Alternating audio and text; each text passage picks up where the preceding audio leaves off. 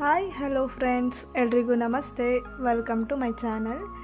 ಇವತ್ತು ಉತ್ತರ ಕರ್ನಾಟಕ ಸ್ಪೆಷಲ್ ಬಿರಂಜಿ ರೈಸ್ನ ಮಾಡ್ತಾ ಇದ್ದೀನಿ. ತುಂಬಾ ಟೇಸ್ಟಿಯಾಗಿರುತ್ತೆ, ಹಾಗೆ ಮಾಡೋದು ಕೂಡ ತುಂಬಾ ಸಿಂಪಲ್ಲು.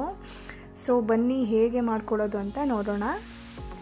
ಇಲ್ಲಿ ನಾನು 1.5 ಕಪ್ಪಷ್ಟು ಬಾಸುಮತಿ ರೈಸ್ನ ತೊಗೊಂಡಿದ್ದೀನಿ.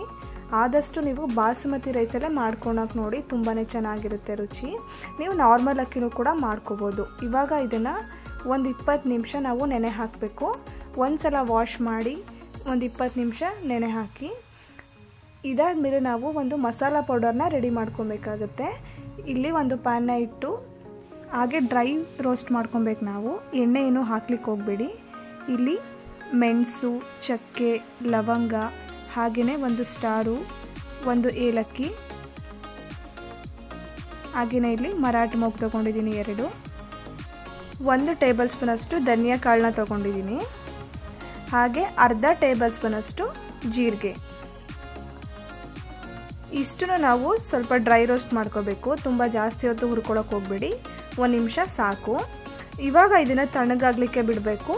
ಇದು ತಣ್ಣಗಾದ್ಮೇಲೆ ಮಿಕ್ಸಿ ಜಾರ್ಗೆ ಸೇರಿಸ್ಬಿಟ್ಟು ನಾವು ಫೈನಾಗಿ ಪೌಡರ್ ಮಾಡ್ಕೋಬೇಕು.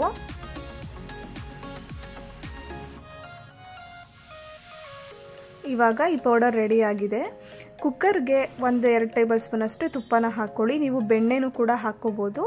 ನಾನು ತುಪ್ಪ ಹಾಕ್ಕೊಂಡಿದ್ದೀನಿ. ಇಲ್ಲಿ 2 ಪಲಾವ್ ಎಲೆ, ಹಾಗೆ ಒಂದು 5ರಿಂದ 10 ಗೋಡಂಬಿ, ಈ ಥರ ಹಸಿಮೆಣಸಿನ್ಕಾಯಿನ ಉದ್ದುದ್ದಕ್ಕೆ ಕಟ್ ಮಾಡಿ ಹಾಕ್ಕೊಳ್ಳಿ. ಫ್ಲೇವರ್ ಚೆನ್ನಾಗಿರುತ್ತೆ. ಇದಕ್ಕೆ ಮೇನ್ ಇಂಗ್ರೀಡಿಯೆಂಟು ಬೆಳ್ಳುಳ್ಳಿ. ಸ್ವಲ್ಪ ಬೆಳ್ಳುಳ್ಳಿನ ಜಾಸ್ತಿನೇ ಹಾಕ್ಕೊಳ್ಳಿ, ಸ್ವಲ್ಪ ಜಜ್ಜಿ ಹಾಕ್ಕೊಳ್ಳಿ. ಸೊ ಇದನ್ನು ನಾವು ಫ್ರೈ ಮಾಡ್ಕೊಬೇಕು. ಇವಾಗ 1 ಗರಿಯಷ್ಟು ನಾನು ಕರ್ಬೇವಿನ ಸೊಪ್ಪನ್ನ ಹಾಕ್ಕೊತಾ ಇದ್ದೀನಿ. ಕಟ್ ಮಾಡಿರುವಂತಹ ಈರುಳ್ಳಿ,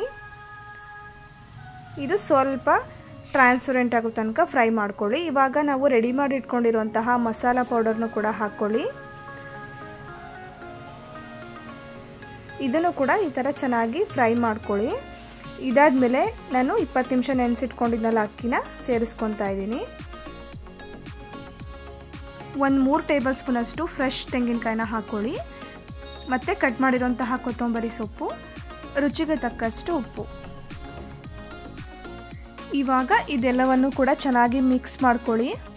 ಮತ್ತು 1 ನಿಮಿಷ ನಾವು ಹುರ್ಕೊಬೇಕು ಹೀಗೆ ತುಪ್ಪದಲ್ಲಿ, ಆವಾಗಲೇ ಟೇಸ್ಟ್ ಚೆನ್ನಾಗಿರುತ್ತೆ.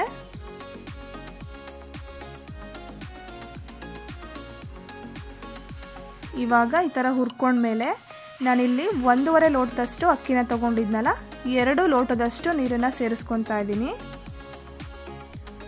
ನಾವು ಅಕ್ಕಿನ ನೆನೆಸಿಟ್ಕೊಂಡಿದ್ವಲ್ಲ, ಹಾಗಾಗಿ ಇಲ್ಲಿ ನಾನು 2 ಲೋಟದಷ್ಟು ಮಾತ್ರ ನೀರನ್ನು ಸೇರಿಸ್ಕೊತಾ ಇದ್ದೀನಿ. ನೀವು ಕೂಡ ಇದೇ ಅಳತೆಯಲ್ಲಿ ಮಾಡ್ಕೊಳ್ಳಿ, ಆವಾಗ ಅನ್ನ ಬಿಡಿ ಬಿಡಿಯಾಗಿ ಬರುತ್ತೆ. ಸೊ ಇವಾಗ ಇದು ಈ ಥರ ಒಂದು ಕುದಿ ಬಂದಮೇಲೆ ಇನ್ನೊಂದು ಸಲ ಈ ಥರ ಚೆನ್ನಾಗಿ ಮಿಕ್ಸ್ ಮಾಡಿ ಕುಕ್ಕರ್ ಲಿಡ್ಡನ್ನು ಕ್ಲೋಸ್ ಮಾಡಿ ಕೇವಲ 1 ವಿಷಲ್ ಮಾತ್ರ ನಾವು ಕೂಗಿಸ್ಕೊಬೇಕಷ್ಟೇ, ಏಕೆಂದರೆ ನೆನೆಸಿಟ್ಕೊಂಡಿರೋದ್ರಿಂದ ಬೇಗ ಬೆಂದ್ಬಿಡುತ್ತೆ. ಇವಾಗ ಕುಕ್ಕರ್ ಲಿಡ್ಡನ್ನು ಓಪನ್ ಮಾಡಿ ನೋಡ್ತಾ ಇದ್ದೀನಿ ನೋಡಿ, ತುಂಬ ಚೆನ್ನಾಗಿ ಎಷ್ಟು ಬಿಡಿಬಿಡಿಯಾಗಿ ಬಂದಿದೆ. ರುಚಿನೂ ಕೂಡ ತುಂಬಾ ಚೆನ್ನಾಗಿತ್ತು. ನೀವು ಈ ರೈಸ್ ಜೊತೆಗೆ ಬದನೆಕಾಯಿ ಎಣ್ಣೆಗಾಯಿ ಮಾಡಿಕೊಂಡ್ರೆ ತುಂಬಾ ಚೆನ್ನಾಗಿರುತ್ತೆ. ಹಾಗೆ ನೀವು ಮೊಸರು ಬಜ್ಜಿ ಜೊತೆ ಕೂಡ ತಿನ್ಬೋದು.